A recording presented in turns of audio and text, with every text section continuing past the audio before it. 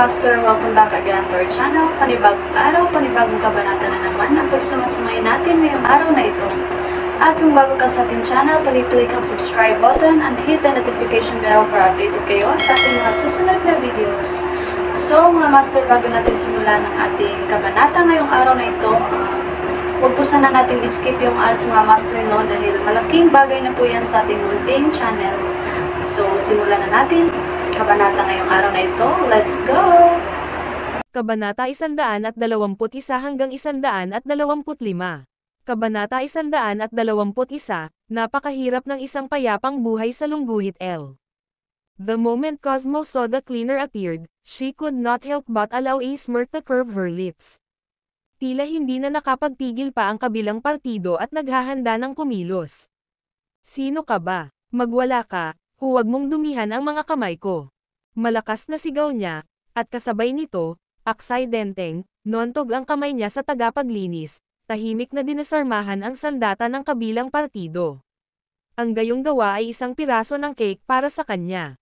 Miss, sa pagkakataong ito, malinaw na natutunan mula sa nakaraang aralin, binago ng tagapaglinis ang anyo ng address. Pwede ba tayong mag-usap sa ibang lugar tungkol sa kung ano man ito?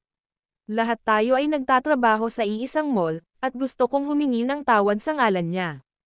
Pagkatapos magsalita, yumuko ng malalim ang naglilinis. Oo, hindi sinasadya. Paano ba naman ito? May pera ako sa break room. Sumama ka sa akin at babayaran kita sa bag. Ang tagapamahagi ng leaflet ay nagpaliwanag ng buong katapatan, isang walang magawang ngiti ang lumitaw sa kanyang mukha. Hayop, napakasamang babae. Masyado ng malayo. Ito ay masyadong hindi makatao. Sa kaunting kapangyarihan na mayroon tayong mababang uring manggagawa, kung ito ay isang tao, hindi ako titigil hanggat hindi ko siya natatalo hanggang sa mamatay. Sabihin ko sa iyo, huwag mong isipin na hindi kami pumapatol sa mga babae. Sige, tumatawag kami ng pulis ngayon, tingnan natin kung ano ang maaari mong gawin pagkatapos. Habang nagsasalita siya, inilabas ng isang lalaki sa karamihan ang kanyang telepono, handang tumawag ng pulis. Ngunit bago pa man siya makatawag, mabilis na pumunta sa gilid ang naglilinis at sinabing, kung tayo'y magkakagulo, mawawalan tayo ng trabaho, mas mabuting hayaan mo na ito. Naniniwala akong maunawain ang babaeng ito at hindi tayo mahihirapan. May misyon ang dalawa na dapat unahin, kung dumating ang mga pulis, tiyak na maaantala sila ng ilang sandali. Ang isang pagpatay ay isang pagkakataon na hindi maaaring palampasin, at ang oras ay hindi na babalik. Ngayon, pareho lang silang nag-iisip kung paano dadalhin si Cosmo sa isang liblib na lugar. At tapusin ang trabaho. Damn it, hindi ko na kaya. Ngayon, kailangan ko siyang bugbugin. Kasali rin ako. Anuman ang kanyang katayuan o background, ipaparamdam ko sa kanya ang kapangyarihan ng aking kamay na bakal. Dahil sa sinabi ng naglilinis, mas lalong nagalit ang mga nanunood. Ito ay eksakto kung ano ang gusto ng Gemini, habang ang karamihan ng tao ay nagsasara, maaari nilang kunin ang pagkakataong makawala. Ang galit ng publiko ay lumakas, at ang ilang mga tao ay nagsimulang humakbang pasulong. Bahagyang kumunot ang noo ni Cosmo, hindi sigurado kung ano ang gagawin sa sitwasyon. Anong ginagawa mo? Noon si Nicholas Leopold, nakasando sa saklay, ay umakyat. Sa likuran niya ay sumunod ang 2 dosenang empleyado na nakasuot ng itim na suit. Little sister, sino ang nang-aapi sa iyo? Tumingin siya kay Cosmo at nagtanong na may ngiti sa labi. Nako, kuya, hindi naman malaking bagay, kaya natin itong lutisin ng pribado. Nang makita si Nicholas Leopold, agad na naunawaan ni Cosmo na ito ang intensyon ni Julius Reed. Ang hitsura ng mga taong ito ay malinaw na nagpapalayas sa kanya mula sa sitwasyon. Sige, kung sino man ang maglakas loob na ay bully ka, sabihin mo lang sa akin, at ako na ang bahala sa kanila. Nagdilim ang ekspresyon ni Nicholas Leopold, at agad na tumahimik ang mga nanonood, yumuko ang mga ulo. Ang mga lalaking kanina pa mabangis na nagsisigawan ngayon ay yumuko at tahimik na nagsiwalat. Sa paninindigan ni Nicholas Leopold, masasabi ng isa na hindi siya madaling marka. Lalo na't ang daming empleyadong nakatayo sa likod niya. Got it, kuya, sige na, susunod na lang ako. Ngayong wala na siya sa sarili, mabilis silang itinaboy ni Cosmo. Okay. Si Nicholas Leopold ay hindi nang ahas na magbitaw ng isa pang salita at agad na pinalayo ang kanyang mga tao. Sa oras na ito, ang mga nanunood ay hindi nang ahas na magsalita ng isa pang salita. Malungkot ang mukha ng naglilinis, sa wakas ay handang kumilos. Akala niya ay magagamit nila ang kapangyarihan ng karamihan para harapin ang gulo, ngunit sino ang nakakaalam na may isang taong napakalakas na magpapakita, na agad na mabaygo ang kanyang plano. Babayaran mo ako. Magmadali, nagmamadali ako. Napaka-cooperative ni Cosmo. Okay, sumama ka sa akin. Matapos makipagpalitan ng tingin sa naglilinis, lumingon ang tagapamahagi ng leaflet at tinungo ang loob ng mall. Iyon ang bodega kung saan kadalasang itinatago ng mga naglilinis ang kanilang mga gamit. Mayroon din akong kaunti doon, kunin mo muna, at pagkatapos ay pupunta tayo sa akin. Sinadya ng tagapaglinis ang nakipag-usap sa distributor ng leaflet, na naglalayong akitin si Cosmo sa bodega, at pagkatapos ay samantalahin ang pagkakataong alisin ang gulo. Okay, salamat kuya. Sorry talaga, babayaran kita kapag nakuha ko na ang sahod ko. Ang tagapamahagi ng leaflet ay lubos na nagpapasalamat, ang kanyang mga salita ay puno ng pananabik. Kung si Cosmo ay hindi isang shadow warrior na nakaranas ng hindi mabilang na mga sitwasyon sa buhay at kamatayan, maaaring talagang naniwala siya sa kanila. Pero ngayon, habang pinapanood ang dalawa na nagpe-perform, natatawa na lang siya. Maya-maya, dumating na ang tatlo sa entrance ng storage room. Lady, please come in with me for a moment. May mahigit 10,000 pa rito, bilangin natin ito ng harapan. Kung gagawin natin ito sa labas, baka maaga nito ang atensyon ng may lihim na motibo. Nagsalita ang naglilinis na may ngiti sa kanyang mukha, tila sinsero. Oo naman, walang pag-aalinlangan, naunang pumasok si Cosmo. Click, sa isang iglap, ang tunog ng pag-lock ng pinto ay umalangaw mula sa kanyang likuran, at isang malamig na talam ang damikit sa likod ng kanyang ulo. Anong ginagawa mo? Mabilis na lumingon si Cosmo. Buti na lang nakita siya ng cleaner at leaflet distributor na nakatingin sa kanya na may mga nanunuyang mukha. Damn woman! Kahit ako ay naglakas loob na tamaan. Ang distributor ay ganap na pinunit ang kanyang disguise, ang kanyang mga mata ay nagpapakita ng walang katapusang panginginig. Pinagsalikop niya ang kanyang manggas at inihampas ang isang malakas na sampal sa kanya. Ngunit hindi ito kumonekta gaya ng inaasahan. Napasando si Cosmo, madaling nakaiwas sa sampal. Anong ginagawa mo? Humihingi ako ng tulong. Nanatiling tense ang mukha ni Cosmo. Mayroon kang ilang mga kasanayan. Ang soundproofing sa kwartong ito ay napakahusay, patayin ka at walang makakaalam sa labas. Isang masasamang ngiti ang sumilay sa mukha ng naglilinis. Gusto ko siyang turuan ng leksyon. Medyo hindi nasiyahan ang distributor. Huwag mag-aksaya ng oras. Ang mas malaking larawan ang mahalaga. Anong nangyayari? Dumilim ang mukha niya. Ito ba ang hinahanap mo? May kinuha si Cosmo sa kanyang bag at marahang niyugyug sa harap nila. Sino ka ba? Biglang naging seryoso ang mga mukha nila. Tanging isang pambihirang tao ang maaaring tahimik na lumipat ng kanilang mga sandata. Sino ako? Kung gayon sino ka? Tagapamahagi at tagalinis ng leaflet. Sok. Medyo kahanga-hangang cover para sa shopping center na ito. Kumislap ang mga labi ni Cosmo sa panghahamak. Sa pakikitungo sa dalawa sa kanyang harapan, hindi siya nahirapan. Atake. Nang makitang malakas ang kanilang kalaban, nagpalitan ng tingin ang dalawa at nagsuntukan. Swoosh, swoosh, swoosh. Sa mga tunog ng butas sa hangin, ang mga pilak na karayom ay bumaril. 9 Revolutions Heavenly Spirit Needles. Ikaw ang Empress. Nanlaki ang kanilang mga mata, puno pa rin ng pag-aatubili. Ngunit sa sumunod na sandali, may dalawang kalabog nang bumagsak ang mabibigat na katawan sa sahig. Ang dalawang ito ay hindi man lang nakakilos bago sila namatay sa ilalim ng 9 Revolutions Heavenly Spirit Needles. Matapos ayusin ang kanyang damit, binuhat ni Cosmo ang kanyang bag pabalik sa Starbucks na parang walang nangyari. Nagkakagulo na naman. Kinuha ni Julius Reed ang kanyang pangalawang tasa ng kape, hindi napigil ang huminga ng malalim. Ganoon ba talaga kahirap ang isang mapayapang buhay? Tumingin siya kay Cosmo, ang tono niya ay walang magawa. Guro, Sa tingin mo kaya mong pumatay ng mga tao at tumakas? Tumaas ang isang kilay ni Cosmo, umupo sa tapat niya. Huwag mong isipin na hindi ko alam, sinasaksak ang isang malaking gulo, lahat ng ito ay dahil nakapatay ka ng maraming tao. Ang pagiging nasa higit sa isang listahan ng bounty ay isang bihirang karangalan. Kalimutan mo na. Tahimik lang ngayon, tingnan natin. Tumayo si Julius, ngunit napansin niya si Keller Radcliffe at ang iba pa ay tila nagkaproblema. Tara na. Nanliit ang kanyang mga pupil habang mabilis siyang naglakad. Ang video na ito ay edited by Urban Storytelling. Kabanata 122, Pakikipagtagpo sa aking nakababatang kapatid isa. Sa pagtayo ni Julius Reed, sumunod agad si Cosmo. Sa iba't ibang Shadow Warriors na nagtitipon sa Gonzales City, hindi nila kayang baliwalain ang anumang bagay. Ngunit pagkatapos ay nakahinga ng maluwag si Cosmo.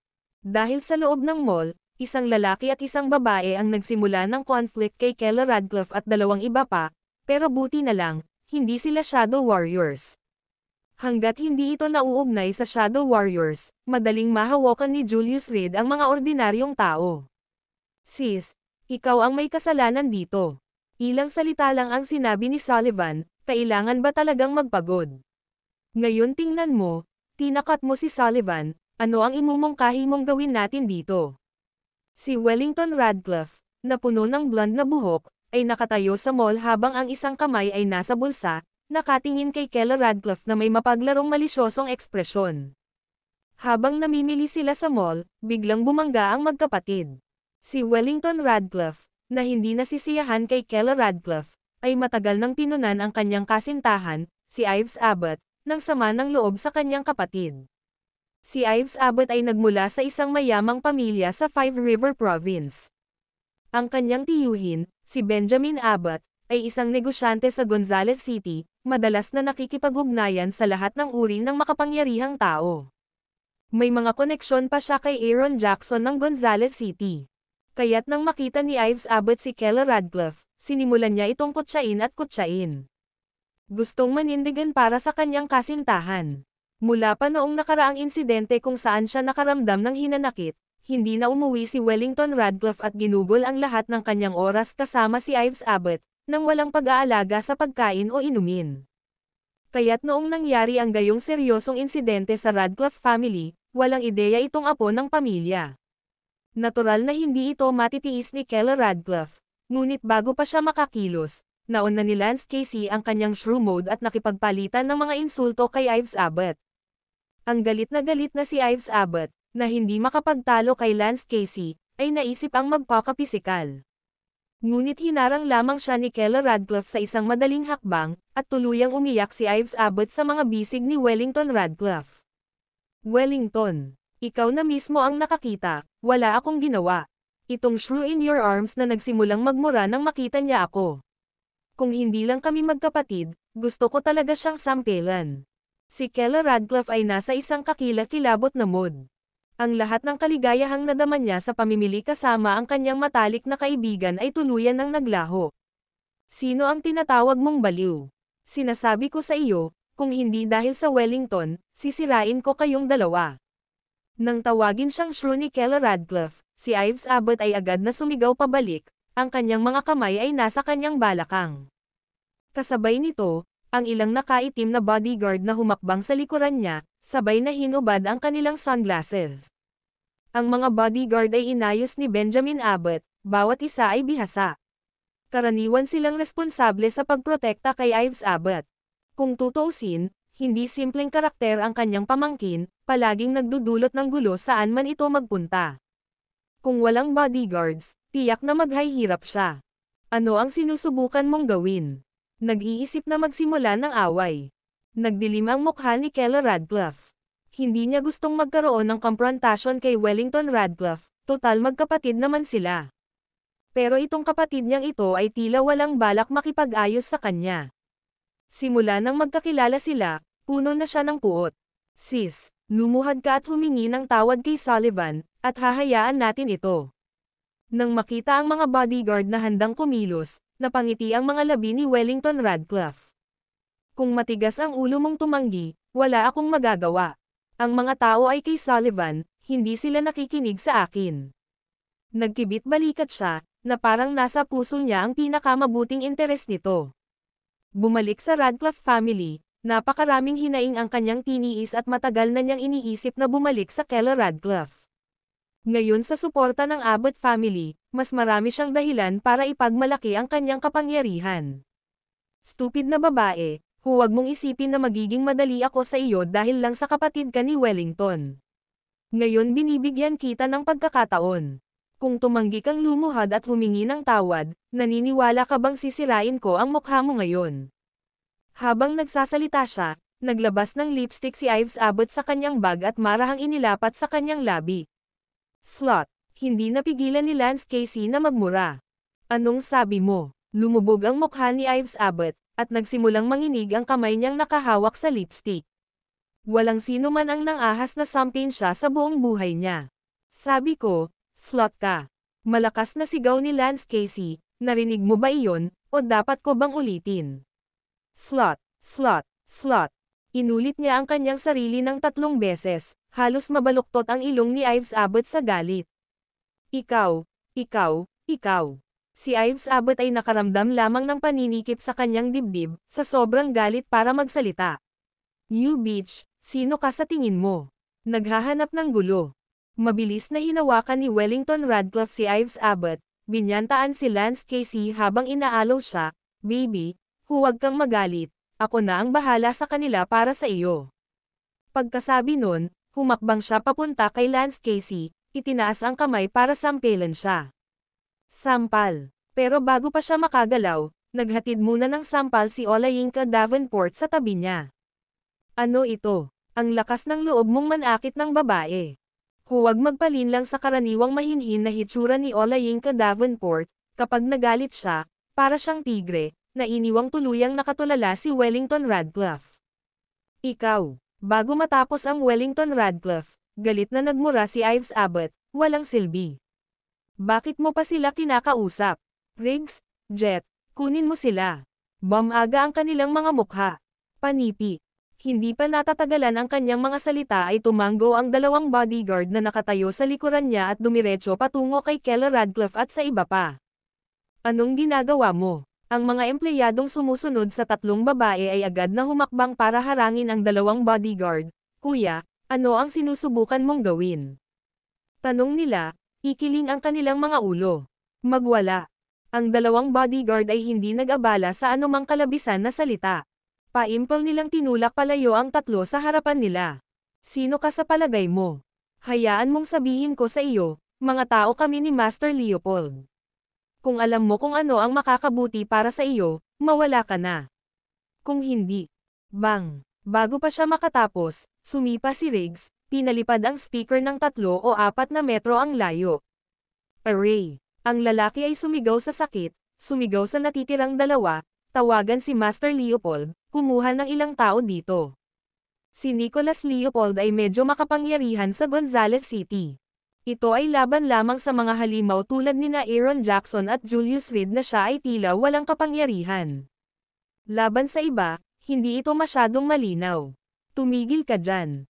Ang 2 hoodlum ay walang pagkakataon na tumawag. Bago pa nila mapigil ang mga bodyguard ay natamba na sila ni Riggs at Jet sa lupa. Kuya, tungkol saan ba ito? Sa sandaling iyon, si Nicholas Leopold, kasama ang kanyang mga tauhan, ay nagmamadaling bumaba mula sa itaas. Bilang isang malaking shot sa Gonzales City, paano niya hahayaan na masira ang sitwasyong ito? Maaaring tila iilan lamang na mga tulisan ang sumusunod sa kanya, ngunit sa totoo lang, marami siyang mata na nakatingin. Kaya, siya at ang kanyang mga tauhan ay dumating ng mabilis kapag nagsimula ang labanan. Sino ka? Mind your own business. Nilingan ni Wellington Radcliffe ang kanyang ulo at nakita ang isang nakapyang lalaki. Magmumura pa lang sana siya pero nang makita niya ang grupo ng mga tao sa likod ng limpangman ay agad niyang itinikom ang bibig. Sullivan, hindi simple ang taong ito. Bulong niya. Si Wellington Radcliffe ay kadalasang mayabang, ngunit siya ay tunay na mapang-api na natatakot sa malakas. Nang makita ang mga numero at kapangyarihan ng kabilang panig, agad siyang nagtago sa likod A. Babae, natatakot. Ha, sino ka para makialam? Lumingon si Ives Abbott at tumingin kay Nicholas Leopold na may malamig na tingin. Kahit na maraming tao ang kasama niya, hindi siya natatakot. Sina Riggs at Jet, nang makita ang sitwasyon, ay tumigil din sa kanilang pag-atake at naghintay kung ano ang mangyayari. Ako si Nicholas Leopold, maaari ko bang tanungin ang pangalan ng babae? Alam ni Nicholas Leopold mula sa ugali ni Ives Abbott na hindi siya ordinaryong babae. Kaya nagpakilala muna siya, sinamantala ang pagkakataong mag-probe. Ako si Ives Abbott ng Abbott family mula sa Five River Province. Siguradong hindi mo kami narinig. Malamig na sinabi ni Ives Abbott, kung may sense ka, maliligaw ka. Ang video na ito ay edited by Urban Storytelling. Kabanata 123, kahit ang pamilya Abbott ay hindi gagawin isa. Nang marinig ang pangalang Abbott family, kitang-kitang nang inag ang katawan ni Nicholas Leopold. Sa Five River Province, mayroon lamang isang Abbott family. Miguel Abbott, isang kilalang entrepreneur sa probinsya, at kasabay nito, ang Panginoon ng Five River Province. Maging si Queen Kensington, na kilalang-kilala sa kanyang impluwensya, ay kailangang magbigay daan kay Miguel Abbott ng 3 puntos. Ang tiyuhin mo. Upang makatiyak, maingat pa ring nagtanong si Nicholas Leopold. Kung hindi ang Abbott family na may kaugnayan kay Miguel Abbott, ang usapin ay maaari pa ring hawakan ng madali. Ngunit kung talagang ang Abbott family iyon, talagang hindi niya kayang pukawin ang mga ito. Gayunpaman, naroon si Keller Radcliffe, kung hindi niya ito maprotektahan, mabibigo niya ng husto si Julius Reed. Benjamin Abbott, nang bigkasan ni Ives Abbott ang pangalang iyon, nang inag ang puso ni Nicholas Leopold. Ngayon, pwede ka bang maliga? Ayoko ng mga taong nanonood kapag inaasikaso ko ang negosyo ko. Makapangyarihan si Ives Abbott, hindi binibigyan ng anumang mukha si Nicholas Leopold. Ito ang ipinagmamalaki ng mga miyembro ng Abbott family, kahit na nakatayo mag-isa, walang nang ahas na hawakan sila. Miss Abbott, mabilis na isinasaalang-alang ni Nicholas Leopold ang kanyang mga pagpipilian sa kanyang isip. Ngayon, hindi maiiwasang masaktan niya ang isang panig. Kung wala siyang gagawin, tiyak na maghihiganti si Julius Reed sa kanya, at ang Abbott family ay hindi magpapasalamat sa kanya. Pero kung nasaktan niya ang Abbott family, baka matulungan pa rin siya ni Julius Reed. Sa loob lamang ng ilang segundo, mabilis niyang natimbang ang mga kalamangan at kahinaan sa kanyang isipan. I'm sorry, pero kailangan kong masaktan ka. Napalunok si Nicholas Leopold at pagkatapos ay nagturo, go for it. Stop them. Sa lalong madaling panahon ay bumagsak ang kanyang mga salita, ang grupo ng mga lalaking nakaitim ay agad na sumulong. Ayaw mo nang mabuhay. Si Ives Abbott ay nanlilisik, ang kanyang mga mata ay puno ng hindi makapaniwala habang nakatingin kay Nicholas Leopold. May nang-ahas na makialam sa mga gawain ng Abbott family. Bang! Ngunit sa kanyang tabi, sina Riggs at Jet ay kumilos na. Kahit na marami ang mga kalaban, hindi masyadong malakas ang kanilang lakas sa pakikipaglaban. Ang 2 bodyguard na itinalaga ni Benjamin Abbott ay lubhang kakilakilabot sa labanan. Ilang galaw lang, at marami na ang nakahandusay sa lupa. Guro, ikaw ba dapat ang pumalit o ako? Si Cosmo, na dumating na, ay tumingin kay Julius Reed at nagtanong. Kailangan ko bang pumasok para sa isang maliit na bagay? Napalingon si Julius Reed sa kanya, bahagyang nakataas ang kilay. Naiintindihan. Biglang tumalon si Cosmo, agad na nawala sa kanyang orihinal na lugar. Kanina pa siya naiirita sa 2 bodyguard na iyon, ngunit bilang kanyang Panginoon ay hindi nagbigay ng utos, hindi siya maaaring kumilos ng padalos-dalos. Bang! Basag! Sa isang maikling engkwentro pa lang, nabasag na ni Cosmo ang kanyang siko sa likod ni Jet. Si Jet ay sumigaw, lumuhad sa lupa at sumisigaw sa matinding paghihirap. Ang kanyang mga tadyang ay nabali, sakit na hindi kayang tiisin ng isang ordinaryong tao. Kahit na si Jet ay pambihira, ang matinding sakit ay nagpang-inag pa rin sa kanya nang hindi mapigilan. Ang lakas ng loob mong saktan ang kapatid ko. Sumulyap si Riggs kay Jet, at dahan-daang naglabas ng isang bakal mula sa kanyang likuran. Sa sandaling kumilos ang kalaban, alam niyang pro siya. Kahit na babae siya, hindi siya minamaliit ni Riggs kahit kaunti. Nananakit mo pa ba ang mga babae? Habang pinagmamasdan ni Cosmo si Riggs na hawak ang bakal, napatawa siya. Hey, sa paningin ko, may kaaway lang, walang babae. Pinaikit ni Riggs ang kanyang mga mata at gumawa ng isang malaking hakbang pasulong. Whoosh! Kasabay ng pagsipol ng bakal sa kamay niya sa ere. Swoosh! Ngunit mabilis na umiwas si Cosmo, nawala sa kanyang pwesto sa isang iglap. Bang! Bago pa makapag-react si Riggs, bumagsak ang paa ni Cosmo sa kanyang balikat.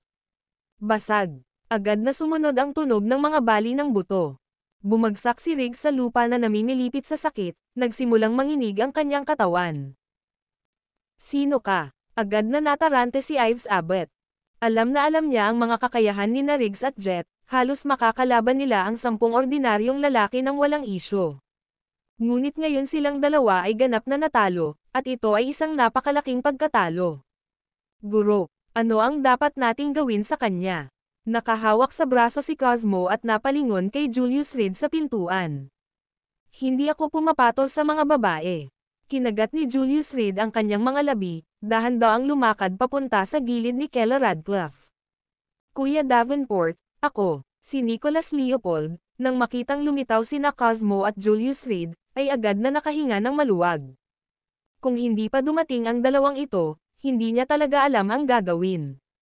Hindi mo na kailangang sabihin pa, nakita ko na lahat ng ginawa mo. Pinutol siya ni Julius Reed, humakbang sa harap ni Keller Radcliffe. Wife, are you okay? Ayos lang ako, medyo bullying lang. Napangiti si Keller Radcliffe, hindi pa masyadong maganda ang mood niya. Kaya ikaw ang Julius Reed na nabubuhay sa isang babae. Akala ko isa kang kahanga-hanga. Narinig ko. Smack! Nakalahad ang palad ni Cosmo, na sinampal sa mukha si Ives Abbott. Sabi mo, hindi ka pumapatol sa mga babae.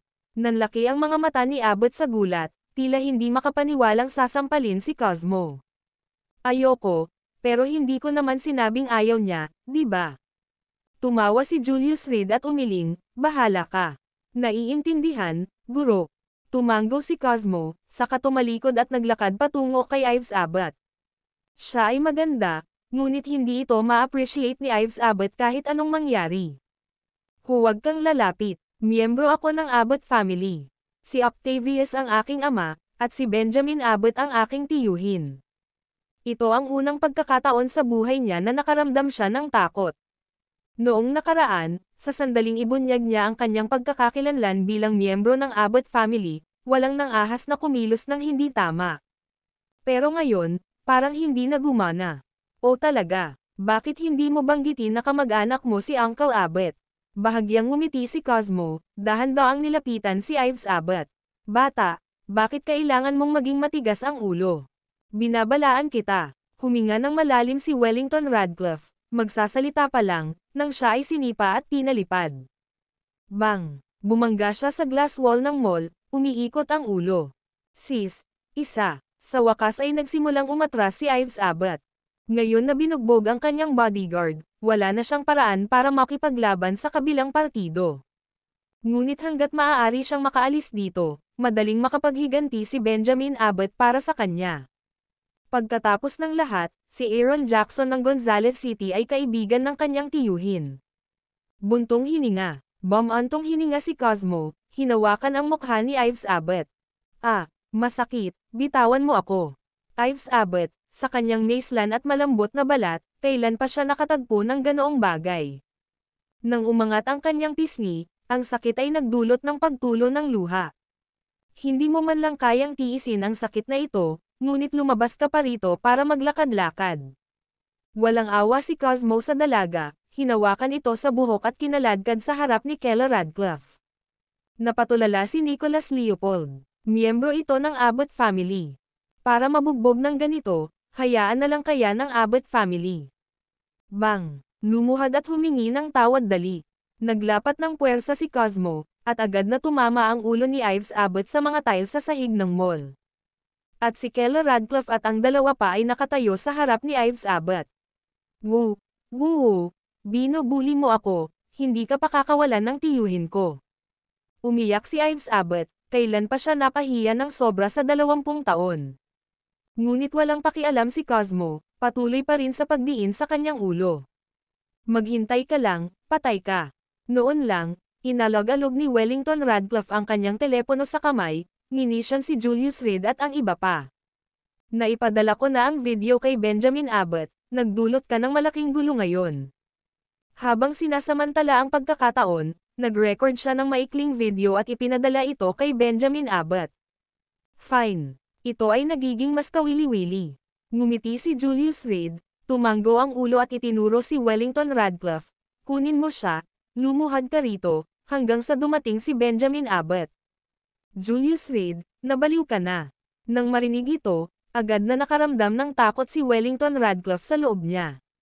Ngunit bago pa siya makatayo at makatakbo, direktang hinawakan siya ng mga empleyado ni Nicholas Leopold, hinayla siya papunta sa gilid ni Julius Reed. Bang! Sa pagdiin ng kung sino sa kanyang ulo mula sa likod, ang noo ni Wellington Radcliffe ay hindi sinasadyang tumama sa sahig. Ang video na ito ay edited by Urban Storytelling. Kabanata 124, dumating si Benjamin Abbott isa. Gonzales City, opisina ng Red Star Building. Allen, akyat ka dito. Si Benjamin Abbott ay nagsindi ng sigarilyo at sumando sa kanyang upuan, tahimik na naninigarilyo. Dudo. Ang telepono ay nagpalabas lamang ng isang dial tone, ngunit ang tawag ay hindi natuloy. Fuck. Sinuntok niya ng kamao ang mesa, unti-unting dumidilim ang kanyang kutis. Sa panunood ng eksenang napahiya si Ives Abbott sa kanyang telepono, hindi niya maiwasang mapakibot sa gilid ng kanyang bibig. Gayunpaman, pagkatapos matanggap ang video na ito, hindi niya makontak ang alinman sa kanila. Kuya, tinawag mo ba ako? Ilang sandali pa, isang lalaking may galos sa mukha ang pumasok sa opisina ni Benjamin Abbott. Nagdala siya ng natural na bangis at medyo matipuno din. Allen, ang aking pamangkin ay binugbog sa Gonzales City. Nakikilala mo ba ang lugar na ito? Pinutol ni Benjamin Abbott ang kanyang sigarilyo sa ashtray at casual na itinulak ang kanyang telepono kay Dominic Leo Cadia. Sino ang may lakas ng loob? Nangangahas na saktan ang pamilya Abbott. Pagkatapos kunin ang telepono, nag-isip sandali si Dominic Leo Cadia at saka sinabing, Crystal Plaza. Bilang numero 1 tagapagpatupad ng mga tauhan ni Benjamin Abbott, araw-araw siyang gumagala sa Gonzales City at pamilyar sa malalaking istruktura sa lugar. Nang makita niya ang background ni Ives Abbott na binugbog, Crystal Plaza ang unang pumasok sa isip niya. Nagkataon namang teritoryo niya iyon at hindi masyadong malayo sa Red Star Building. Dalhin ang mga tao at pumunta. Tumayo si Benjamin Abbott at sinuot ang kanyang kapote mula sa upuan. Kung may nang-ahas na hawakan ang mga miyembro ng pamilya Abbott, kailangan nilang maging handa sa mga kahihinatnan. Sis, bayaw. Nagkamali ako. Sa loob ng Crystal Plaza, si Wellington Radcliffe ay lumuhad sa lupa na may bagbog na mukha, patuloy na nagmamakaawa. Siya ay layaw mula sa isang murang edad, kailan pa siya nabugbog ng ganito. Nang walang awa, bukod dito, nang hamampas si Cosmo, wala siyang pinigilan, ginawa niya lahat ng gusto niya. Ngayon, ang damit ni Wellington Radcliffe ay napuno ng dugo mula sa kanyang ilong, at siya ay medyo hindi maipaliwanag nang magsalita siya. Sis, please, magsalita ka para sa akin. Sa wakas, nagsimula siyang tumawag sa kanyang kapatid na babae, bagaman atubili, wala siyang pagpipilian.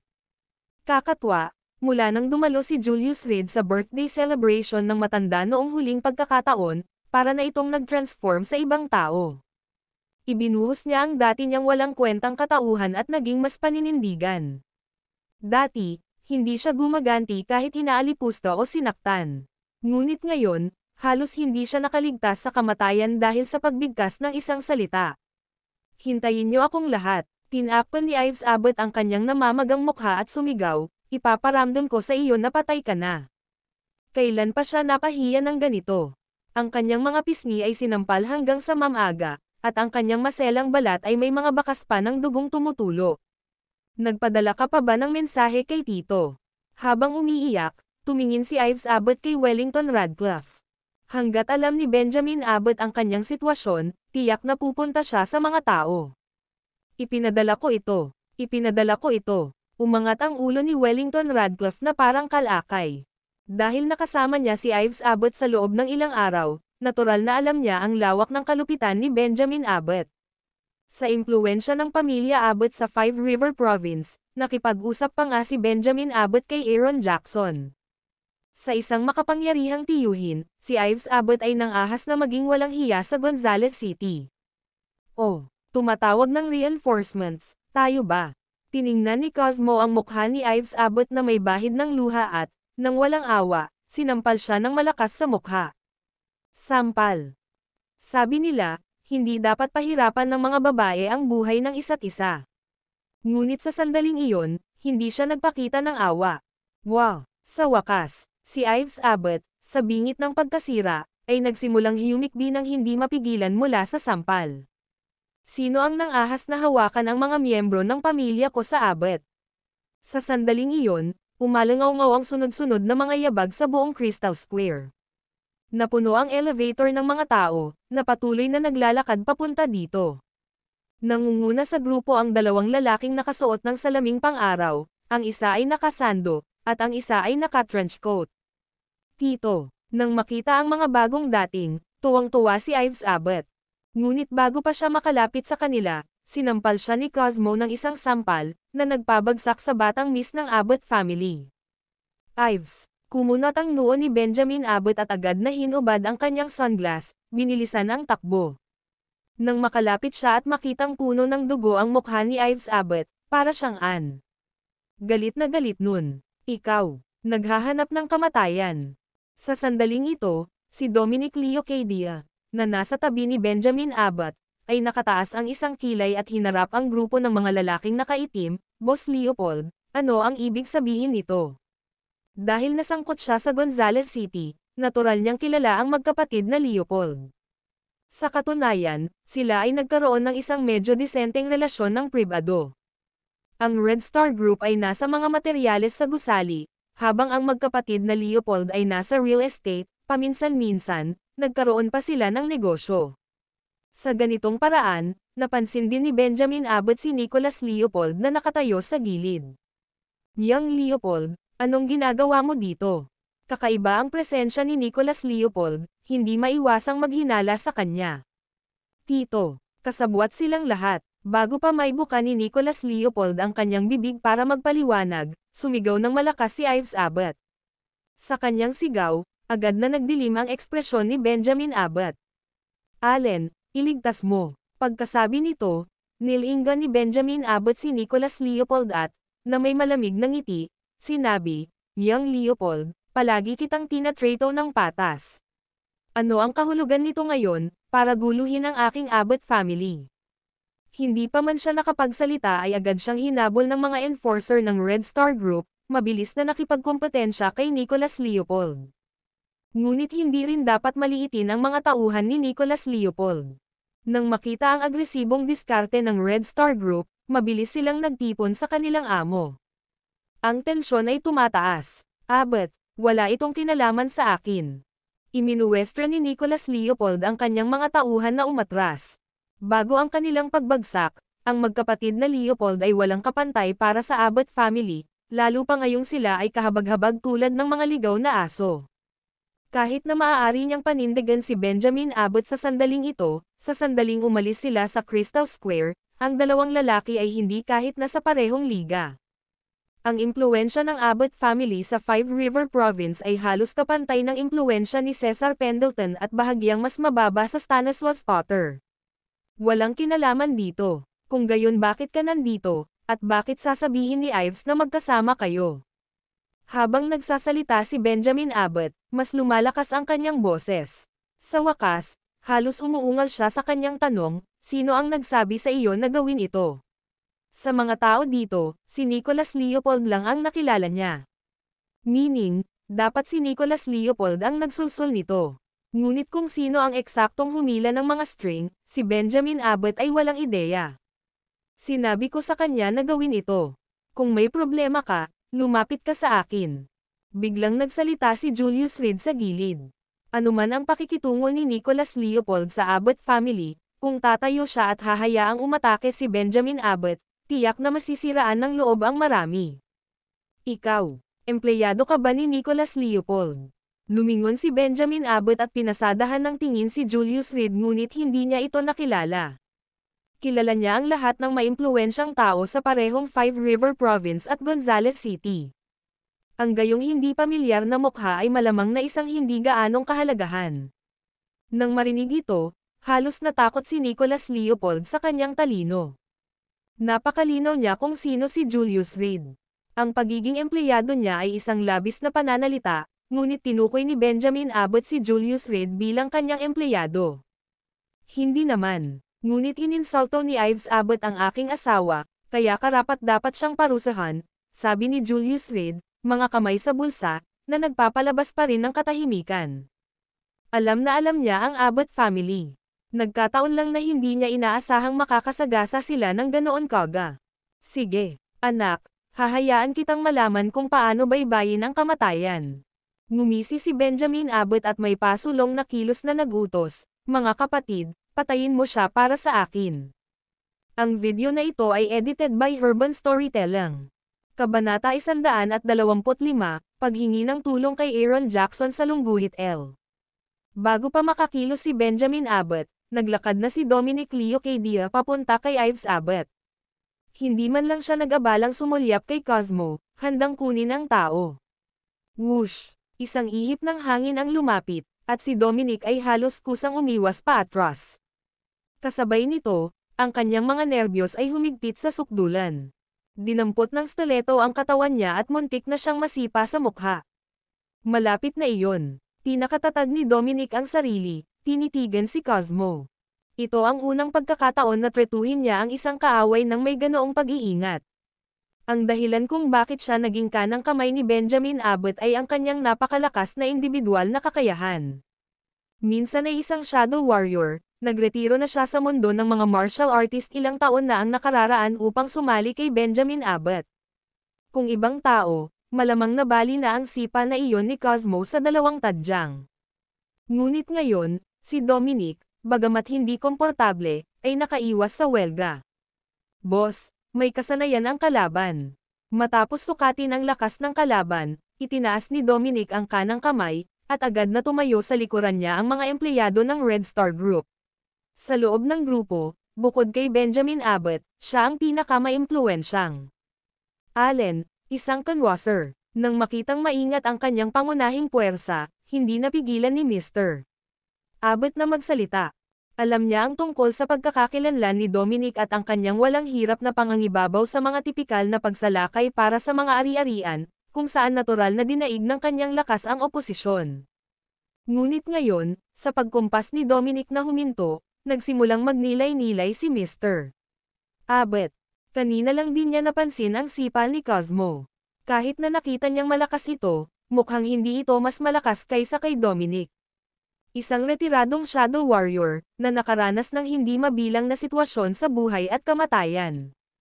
Ito ay hindi lamang tungkol sa pagkakaroon ng mga nakatataas na personal na kakayahan kundi tungkol din sa pagkakaroon ng matalas na intuition. Ang kanyang posture, na para bang kaharap ang isang mabigat na kaaway, ay tiyak na nagpapahiwatig ng significant prowess. Napakahusay mo. Saglit na tinaya ni Cosmo si Dominic at sinabing, pero yun lang. Kung hindi lang ako nagpigil ngayon, baka pinalayas kita. Minaliit niya si Dominic, kaya hindi niya ginamit ang buong lakas niya nang hamampes siya. Ngunit sa pandinig ni Dominic, ang mga salitang ito ay partikular na nakakagimbal. Minsan ay isang shadow warrior, na napahiya ng ganoon, may isip lamang ng isa ang galit ni Dominic. Wala nang silbing magsalita pa. Ipakita mo sa akin kung ano ang mayroon ka. Pagkasabi noon, sumugod siya, at ang kanyang kamao ay bumagsak ng marahas. Ito ang isa sa kanyang pinakahuling pamamaraan, ang pagsuko ng Tiger Fist.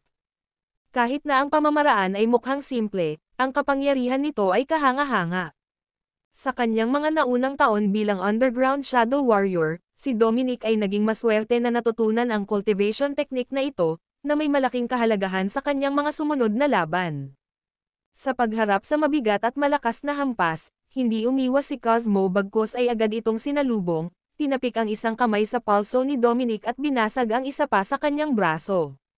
Basag. Sa isang palitan lang, napaatras si Dominic ng ilang hakbang, at isang tunog na pumuputok ang buto mula sa kanyang kanang palso. Malakas ka. Nakayuko siya sa lupa, nakatingin kay Cosmo sa harap niya, nanginginig na hindi mapigilan. Sinasabi nila na ang mga daliri ay konektado sa puso, ngunit kahit na mabali ang mga buto sa ibang lugar, ito ay medyo hindi mabata para sa isang ordinaryong tao. Gayunpaman, hindi napaungol si Dominic sa sakit, sa halip, dinanas niya ang paghihirap at muling tumayo. Sa sandaling ito, ang kanyang kamiseta ay basang-basa ng pawis, at ang kanyang kutis.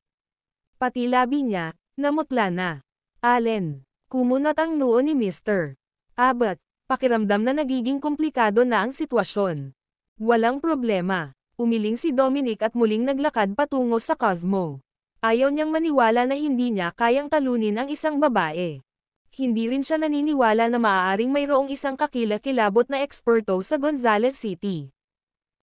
Medyo matigas ang ulo. Nang makita ang matigas na pag-uugali ng kalaban, gumuhit ang ngiti sa labi ni Cosmo. Ang taong ito ay medyo tanga. Kung hindi ka manalo, tumakas ka. Magkakaroon ng mga pagkakataon para sa paghihiganti hanggat ikaw ay nabubuhay. But knowing full well na hindi ikaw ang kalaban, yet still stubbornly charging forward, can only be stupidity. Gayunpaman, hindi ito nakita ni Dominic Leo K. Diaz sa ganoong paraan, akala niya ay sariling pagmamaliit at kapabayaan niya ang naging dahilan ng pagkakasugat ng kamay niya. Kaya kailangan niyang patunayan ang sarili niya. Kailangan niyang patunayan ang kanyang sarili sa harap ng kanyang mga kapatid sa Red Star Group. Mukhang hindi pa kita nataman ng husto. Nang hindi na siya hinintay na makalapit, kumari pa ng takbo si Cosmo, tapos biglang tumalon sa ere. Bang! Ibinaba niya ang kanyang binti sa isang chop, diretso itong binasag kay Dominic. Kanina lang, si Dominic Leo K. Diaz, puno ng fighting spirit, ngayon ay nakaluhod sa isang tuhod, may dugong bumubuhos mula sa kanyang bibig. Ikaw, nababalot ng matinding di paniniwala ang mukha ni Dominic Leo K. Diaz. Dahil minsan ay naging shadow warrior, nakagawa na rin siya ng maraming misyon. At palagi siyang matagumpay na nakabalik. Iyon ay dahil sa kanyang napakalakas na kapangyarihan. Pero bago ang isang babae, napakadali niyang natalo. Hindi man lang siya nakabawi bago siya nabawasan sa ganitong estado. Sa sandaling ito, kumulo ang kanyang dibdib na parang magulong dagat, at hindi niya napigilan ang pagluwan ng isa pang subo ng dugo. Spurt, Allen. Kapansin-pansing nagbago ang mukha ni Benjamin Abbott. Ang kanyang sariling nangungunang manlalaban ay agad na natalo. Atake. Nang makita ang kanyang pamangkin na nakaluhod pa rin sa lupa, nag-alab ang galit sa loob niya. Kung tutuusin, marami ang dumating, halos lahat ng mandirigma ng Red Star Group ay sumugod, kaya hindi natakot si Benjamin Abbott. Sigurado ka bang gusto mong gawin ito? Biglang sumulpot sa harap ni Benjamin Abbott si Julius Reed na katabi lang ni Keller Radcliffe. Ikaw ba? Tao ka ba o multo? Malaki ang pagbabago sa mukha ni Benjamin Abbott. Hindi man lang niya nakita kung paano gumalaw si Julius Reed, at naroon na siya. Protektahan si Kuya. Sa kabila ng matinding sugat sa lupa, unang nag-react si Dominic Leo K. Diaz. Siya lunged forward, pagtatangka upang ambusin Julius Reed. Bang! Ngunit hindi man lang lumingon si Julius Reed, sinuntok niya pabalik. Direktang amaking si Dominic Leo K. Diaz na walang malay sa lupa. Bago pa makapag-shoot ang ibang mga empleyadong sumugod, si Benjamin Abbott ay sinuspinde na sa ere ni Julius Reed. Ganyan ba ka-arrogant ang lahat ng miyembro ng Abbott family? Ang isa ay iniinsulto ang aking asawa sa aming unang pagkikita, at ang isa ay nais na ayusin ang pag-atake sa akin sa aming unang pagkikita. Pero ngayon, hindi ba ikaw ay pareho, hawak sa kamay ko ng ganoon? Nakatingin kay Benjamin Abbott na may gulat sa hangin, bahagyang tumawa si Julius Reed, nang hihinayang sinabi, bibigyan kita ng pagkakataon, tawagan ang lahat ng makakaya mo. Tandaan, isang pagkakataon lang ang mayroon ka. Kung masasaktan ang Abbott family, baka mas masaktan pa siya. Ipaalam sa Abbott family kung ano ang mangyayari kapag nasaktan nila siya. Fine, maghintay ka lang. Huminga ng malalim si Benjamin Abbott, sinusubukang pakalmayan ang sarili. Malaki ang impluwensya ng Abbott family, ngunit ang karamihan sa kanilang kapangyarihan ay nasa Five River Province, at hindi malulutas ng malayong tulong ang isang agarang uhaw. At sa Gonzales City, Naging makabuluhan na siya, sino pa kaya ang pwede niyang tawagan? Biglang may pumasok na pangalan sa isip niya. Aaron Jackson, nangungunang aso ng Gonzales City. Pagsisisihan mo ito. Matapos pananakot kay Julius Reed, tumawag si Benjamin Abbott kay Aaron Jackson. Medyo magkakilala ang dalawa, at sa pangyayari ngayon, si Aaron Jackson lang ang makakalutas nito. Mr. Abbott, anong nangyayari? Ang tamad na boses ni Aaron Jackson ay nagmula sa telepono. Gusto niya akong guluhin. Inagaw ni Julius Reed ang telepono, masayang sabi.